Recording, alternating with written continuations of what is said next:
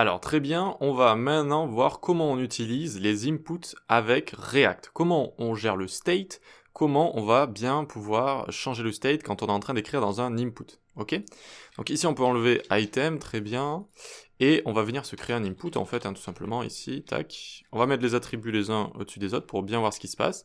Et ce qu'on a envie de faire, c'est dès qu'on écrit dans un input, ça change le state. D'accord? C'est quelque chose qui arrive très souvent, on a souvent besoin d'input et de formulaire, donc on va voir comment ça fonctionne.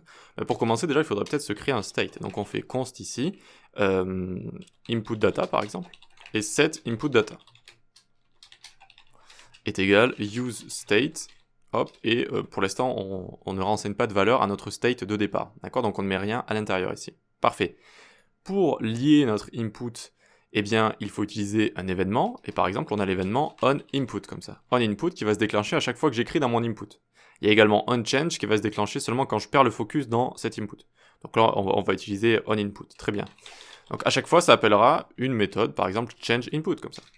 Hop, hop. Très bien, voyons voir si ça fonctionne. Tac. Alors, changeInput is not defined. Ah oui, j'ai oublié la petite constante devant. Const changeInput, comme ça directement, parfait. Donc on ouvre F12, et dès que j'écris à l'intérieur, hop, il y a bien I, comme ça, depuis ma console log. Parfait. Maintenant, ça va un peu ressembler au add-event-listener qu'on a en JavaScript classique. Vous savez qu'on a accès à un objet d'événement E, et on peut le loguer, on peut prendre e.target.value, ce genre de choses. Donc là, on y a accès également, hein, c'est un événement, donc on fait E, tac, ici, et on va appeler changeInput avec ce fameux objet d'événement E, comme ça. Là, on dit que ça le prend bien en paramètre, et là, on peut le loguer, par exemple. Hop, E directement. J'actualise, et j'écris à l'intérieur, à chaque fois, ça m'envoie un objet d'événement. Bon, il est un petit peu à la sauce React, hein, ça ressemble beaucoup à l'objet JS, mais voilà, c'est à la sauce un petit peu React, et vous avez toutes les propriétés que vous pouvez utiliser d'habitude comme ça. Et donc, quelle propriété va nous intéresser, nous? C'est e.target.value.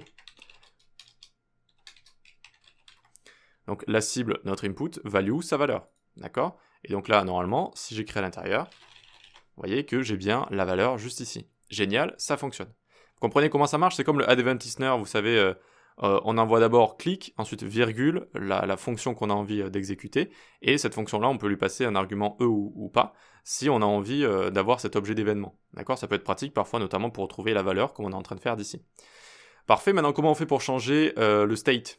Eh bien, on utilise cette méthode. Tac, tac, tac, et on lui passe E comme ça directement.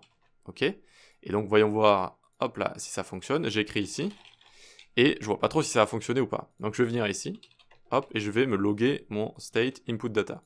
Donc, on vient bien en dehors de la fonction. D'accord? Donc, à chaque fois que notre composant va se remettre à jour, eh bien, je vais avoir input data. Et au début, on a undefined, vu qu'on n'a rien défini ici. Donc, c'est undefined de base. Attention, maintenant, je vais écrire A.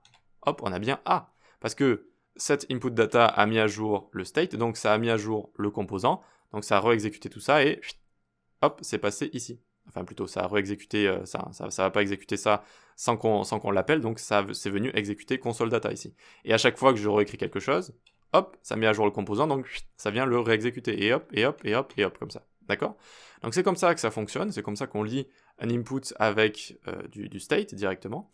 Et vous allez sûrement entendre parler de two-ways data binding. Donc ça, c'est quand on va lier notre input de deux manières différentes, two ways, ok?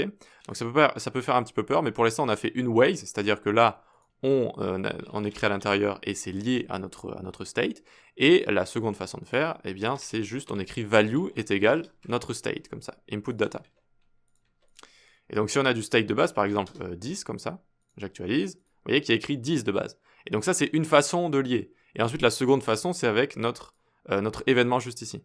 En fait, donc, two-ways data binding, c'est le fait de lier notre state, nos données, avec notre template, avec notre contenu juste ici.